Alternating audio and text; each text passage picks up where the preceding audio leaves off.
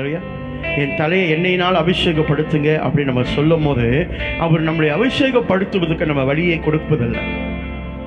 நம்ம வழி வாசல் நம்ம சொல்றோம், I am very busy. When God want to anoint you, you tell God you are very busy. Hallelujah. So how you want God to anoint you? Same things goes in the church. சபைக்கு வருவீங்க போவீங்க, எந்த இதுலயும் ஈடுபாடு இல்லை, எந்த காரியத்திலும் உங்களுக்கு ஒரு இது இல்லை. சும்மா என்னமோ ஹோட்டல் மாதிரி வந்துட்டு போகுது. Church is not hotel for you. Just come and go. Church is a fellowship. Church is a family. Hallelujah. Church is a family.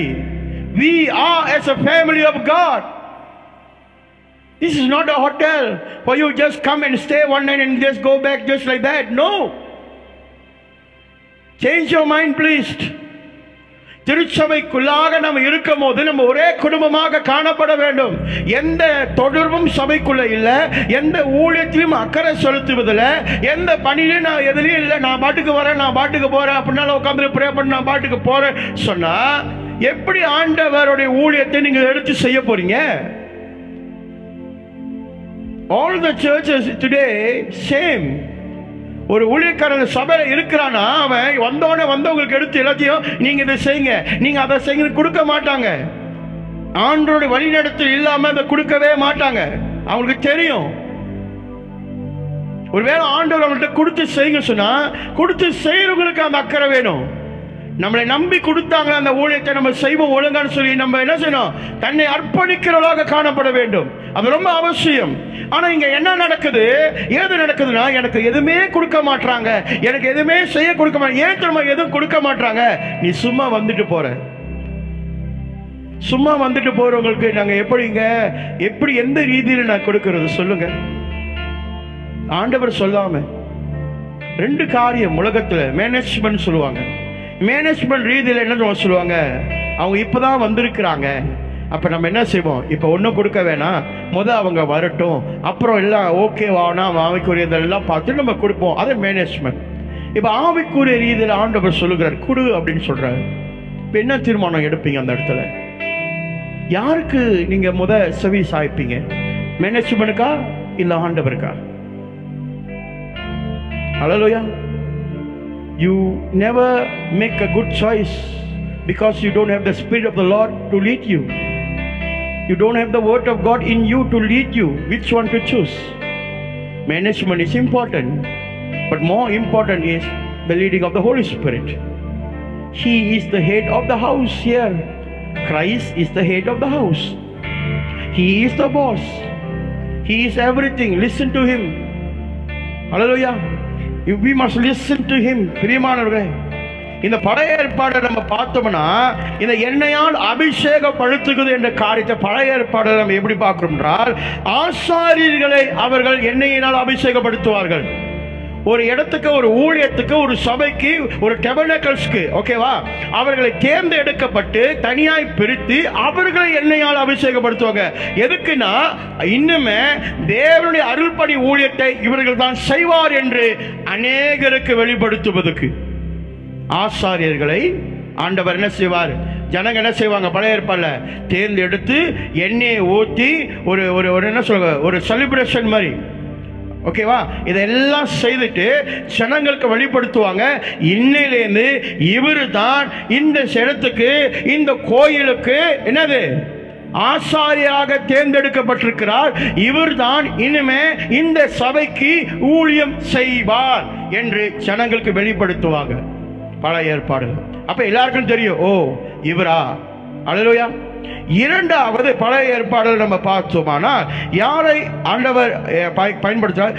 தீர்க்கதரிசிகளை எண்ணெயினால் அபிஷேகப்படுத்துவார்கள். அல்லேலூயா. அப்ப அவர்கள் தீர்க்கதரிசி என்று அறிவிக்கிறது எது என்றால், தீர்க்கதரிசனம் உரைப்பார்கள், ஆனால் மற்றவர்களுக்கு தெரியப்படுத்துவது இந்த கலாச்சாரத்தில் பார்த்தோமானால் எண்ணெயினால் அவர்களை அபிஷேகப்படுத்துவார். அப்ப என்ன தெரியும்? இவன் ஒரு தீர்க்கதரிசி. வெளிப்படுத்துவது. ஹல்லேலூயா.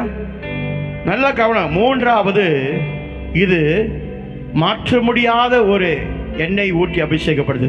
ராஜாக்களை, அந்த தேசத்துக்கு அவன் ராஜாவா தேர்ந்தெடுக்கப்படுகிறான் என்றால் அங்கு ஒரு பெரிய கோலா கொண்டாட்டம் செய்து அந்த ராஜாவை அமர வைத்து எண்ணெயை ஊற்றி அபிஷேகப்படுத்தி தேசத்துக்கு அறிமுகப்படுத்துவார்கள், இவர்தான் உங்கள் புதிய ராஜா என்று. என் தலையை எண்ணெயால் அபிஷேகப்படுதல் சங்கீதக்காரர் சொல்றது அதுதான். என்னை அவருடைய ஊழியத்துக்கென்று என்னை அறிமுகப்படுத்துகிறார். அல்லேலூயா. என்னை தீர்க்கதரிசியாக தேசத்துக்கு வெளிப்படுத்துகிறார். என்னை ராஜாவாக ஆளுகை செய்வதற்கு தேவன் என்னை பிரித்தெடுத்திருக்கிறார். ஆகையினால் என் தலையை எண்ணெயால் அவர் அபிஷேகப்படுத்துகிறேன். என் தலையை எண்ணெயினால, இங்க கவனம் செலுத்துங்க, என் தலையை எண்ணெயினால, என் தலையை எண்ணெயினால, என் தலையை எண்ணெயினால. இந்த பகுதியில நாம் நன்றாக பார்க்க வேண்டிய, உணர வேண்டிய ஒரு காரியம். அல்லேலூயா. என் தலையை எண்ணெயினால் அபிஷேகம் படுத்துவது என்று காரியத்தை கொடுக்கிறார். ஆனா ஆண்டவர் என்ன விரும்புகிறார்? எல்லா நேரத்திலும் விடுதலையாக்கப்பட்ட ஜனக்கூட்டமா இருக்கணும். ஆனா நம்ம கடத்துக்குள்ள இருந்துவிட்டு கடனை பெருக செஞ்சுட்டு, ஐயோ பிசாசானவன் இந்த கடத்தை கொடுத்துட்டான், பிசாசானவன் கடத்தை கொடுத்துட்டான், பிசாசினால வந்துருச்சு. உனக்குள்ள ஆசை வந்தது யாரு? நீ தானே விருப்பப்பட்ட. நீ செய்யும் போது ஆண்டவர்கிட்ட ஒரு வார்த்தை கேட்டியா? ஆண்டவரே, இதை நான் செய்ய போறேன், உமக்கு சித்தமா ஆண்டவரே, உமக்கு பிரியமா ஆண்டவரே, இதை என்னால முடியுமா ஆண்டவரே, இதை நான் செய்யட்டா ஆண்டவரே என்று ஆண்டவரிடத்துல நீ முதல் முறையிட்டாயா? அதை செய்யல. எனக்கு எதெல்லாம் விருப்பமா இருக்குதோ அதெல்லாம் நான் எடுத்து கொண்டு போட்டு கஷ்டம் வரும்போது பிசாசு என்னை என்ன பண்ணிட்டா? என்ன சில நேரத்துல நம்மளுடைய எதிரி யார் தெரியுமா? நம்ம தான். நமக்குடைய எதிரி யாருன்னா நம்மதே தான். நம்மளுடைய சுபாவம் தான் நம்மளுடைய எதிரி. யாரு? நம்மளுடைய சுபாவம், நம்மளுடைய ஆட்டிட்யூட், நம்மளுடைய கேரக்டர் தான் நம்மளுடைய எதிரி. எல்லாமே வேணும், பதவி வேணும், அந்தஸ்து வேணும், பொருள் வேணும், வீடு வாசல் வேணும். அவங்க ஒரு வீடு வாங்கிட்டாங்க, நம்ம அதுக்கு மேல 2 வீடு வாங்கணும். சர்ச்சில் பதவி கொடுக்கலனாக்கா பதவி, அந்த பதவி எனக்கு தான் வேணும், சர்ச்சுக்கு வர மாட்டேன். அடுத்தவங்க எப்படி இருக்கிறாங்கன்னு சொல்லி நீ ஆசைப்பட்டு கேட்கிற காரியம் உனக்கு எதிராய் மாறும் போது அது பிசாசு கொடுத்தான்னு சொல்லாத. அது உன்னுடைய சுபாவத்தினால. உன் இச்சை அடக்கம் அங்க இல்லை. அந்த இச்சை அடக்கம் அங்க இல்லைன்னா நீங்கள் பிசாசில சோதிக்கப்படுகிறேன் என்று சொல்லுவீங்க. அல்லையா? அந்த இச்சை அடக்கத்தை தான் ஆண்டவர் நமக்கு ஆகாரம் கொடுத்து சரிப்படுத்துகிறார். அதனால் சொல்றார், உன் எதிராளிக்கு முன்பதாக. அப்படா நம்மளுக்கு எதிராளி எங்க இருக்கிறாங்க? வெளியே இல்ல, நமக்குள்ள. வேதம் சொல்லுகிறது, உன் வீட்டாரே உன்னுடைய. இப்ப இது சொன்னா எல்லாரும் கோவம் வந்துடும். உன் எதிரி யாரு? உன் வீட்டாரே தான். உதாரணம் சொல்லட்டா? சபைக்கு ஞாயிற்றுக்கிழமை வருவாங்க, குடும்பமாய் வந்து ஆராதனை செய்வாங்க. வீட்டில் அவங்க வீட்டில் 2 வாலிப பிள்ளைங்க இருக்கலாம், 3 வாலிப பிள்ளைங்க, ஏதாவது ஒத்தனை பேர் இருக்கலாம். அப்போ சபைக்கு புதுசாக வருவாங்க. பாஸ்டர்கிட்ட சொல்லுவாங்க, நாங்கள் குடும்பமாய் கர்த்தரை ஆராதனை செய்யறதுக்கு எங்களை அர்ப்பணிக்கிறோம் பாஸ்டர், எங்களை ஆசீர்வதிங்க, ஊழியங்களை எங்களுக்கு தாங்க, கற்றுக் கொடுங்க அப்படின்னு சொல்லுவாங்க. அவர் பாஸ்டர் என்ன செய்வார்? ஹல்லேலூயா, பிரைஸ் காட் அப்படின்னு சொல்லுவார். உடனே அவர் என்ன நினைப்பாரு? ஒரு குடும்பம் வந்திருக்குது, பரவாயில்ல, ஆயத்தமா அவங்க வாயை திறந்து கேட்குறாங்க. ஏன்னா வாய் திறந்து கேட்கறது நிறைய பேர் இருக்காது. சில பேர் வந்து வாய் திறந்து கேட்பாங்க, அதையும் வடித்தட்டு போட்டு சல்லாட பண்ணுறதா இருப்ப. கொடுத்தோனாக்கா அதையும் உருப்படியாக செய்யறதில்ல. அதனால சொல்றேன், இதெல்லாம் கேட்ட பிறகு ஆயத்தப்படுத்துகிற காரியத்தை அவங்க செய்து முடிச்சிருவாங்க. அல்லேலூயா. கொடுத்தோடனே இப்போ என்ன நடக்கும்னா, ஞாயிற்றுக்கிழமை ஆராதனை நடக்கும், ஞாயிற்றுக்கிழமை சாயந்தரம் ஒரு பிரேயர் நடக்கும், செவ்வாய்க்கிழமை வீட்டு கூட்டம் நடக்கும், புதன்கிழமை ஜெபம் நடக்கும், வியாழக்கிழமை பைபிள் ஸ்டடி நடக்கும், வெள்ளிக்கிழமை மறுபடியுமாக ஃபெலோஷிப் ஒன்று இருக்கும். அப்போ நாள்தோறும் ஆராதனை சபைக்குள்ள இருந்து கொண்டு இருக்கும். அப்போ அந்த போதகர் என்ன சொல்லுவாரு அந்த வீட்டார்கிட்ட, இந்த மாதிரி இந்த காரியம்லாம் இருக்குது, நீங்க வந்து கலந்து கொள்ளுங்க, உங்களுடைய வாழ்க்கையை நீங்க மேன்மைப்படுத்துவதற்கு கற்றுக்கொள்வதற்கு நீங்க வந்து கலந்து கொள்ளுங்க. சரியா? அன்னைக்கு சொல்லும் போது ஓகே பாஸ்டர் அப்படின்னு ஒரு தாழ்மை குரல் வரும். போக போக அந்த குரல் எப்படி தர மாறும்? என்ன இந்த சர்ச்சில் சோமா இந்த மீட்டிங் அந்த மீட்டிங், அதை போட்டு இதை போட்டு டைம் ஓடிடு. ஐயோ, நிம்மதியா ஃபேமிலியா ஆண்டவர் சொல்றாரு, குடும்பத்தை கட்ட வேணும்னு சொல்றாரு. இந்த குடும்பத்துக்கு கொடுக்கிற டைம் கூட எனக்கு இல்லையே, நான் பேச்சு மாறும். அப்புறம் கடைசியா சொல்றது பிசாசு செஞ்சுட்டாங்க. நீயே தீர்மானம் எடுத்துட்டு பழியை ஏன் வேற ஆள் மேல போடுற? நீ எடுத்த தீர்மானம் தேவனுக்கு அர்ப்பணிக்கிறேன் என்று சொல்லு. அல்லேலூயா. அப்ப திருச்சபையில நடக்கிற ஊழியத்துக்கு உன்னால அர்ப்பணிக்க முடியவில்லைன்னா எப்படி உன்னுடைய வாழ்க்கையை தேவனுக்கு அர்ப்பணிக்கிறேன் என்று நீங்க சொல்ல முடியும்?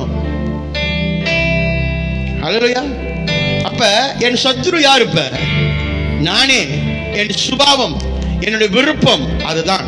இப்ப இதுக்கு முன்பதாகத்தான் ஆண்டவர் என்ன செய்கிறார்?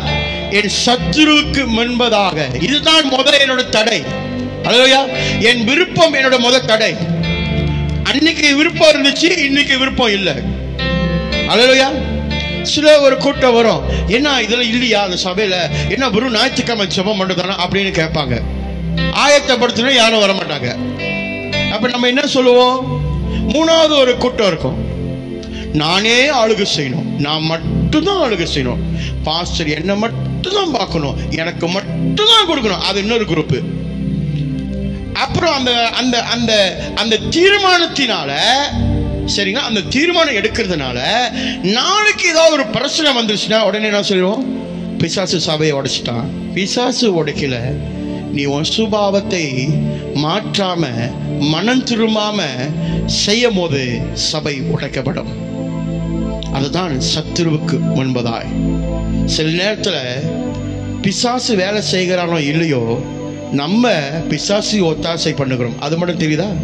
நம்மளே கதவை திறந்து கொடுத்துட்டு வா வான்னு சொல்லிப்பட்டு அப்புறம் பழியை அவன் மேல சுமத்துக்கிறோம். அது சரியில்லை. சரிங்களா? நம்மளை சரிப்படுத்துவோம், நம்மளுடைய சிந்தையை சரிப்படுத்துவோம், நம்மளுடைய எண்ணங்களை we clear our mind, we clean our heart before God. It's very important. Our enemy is within us. Remember that. To clean the enemy, I need the power of the Holy Spirit. அந்த சத்ரு எனக்குள்ளாக இருக்கிறதை நான் மேற்கொள்ள வேண்டும் என்றால் என் தேவனாகிய வல்லமையோட பரிசுத்த ஆவி எனக்கு தேவை. அல்லேலூயா. வார்த்தை எனக்கு தேவை. வாலிபன் எதனால் தன்னை சுத்தம் செய்வான்? தேவனுடைய வார்த்தையினாலும் வசனத்தினாலும். அப்ப இது எனக்கு ரொம்ப தேவை. என்னை சுத்தம் பண்ண வரணும். அல்லேலூயா. என்னை சுத்தம் பண்ணும் போது, சுத்தம் பண்ண பிறகுதான் உண்மையான பிசாசு உங்களை தாக்குவதற்கு நீங்க பார்ப்பீங்க. Real devil plan can be seen after you have been clean. அது இன்னும் பயங்கரமாக இருக்கும். ஆனால் கர்த்தர் உன்னை கைவிட மாட்டார்.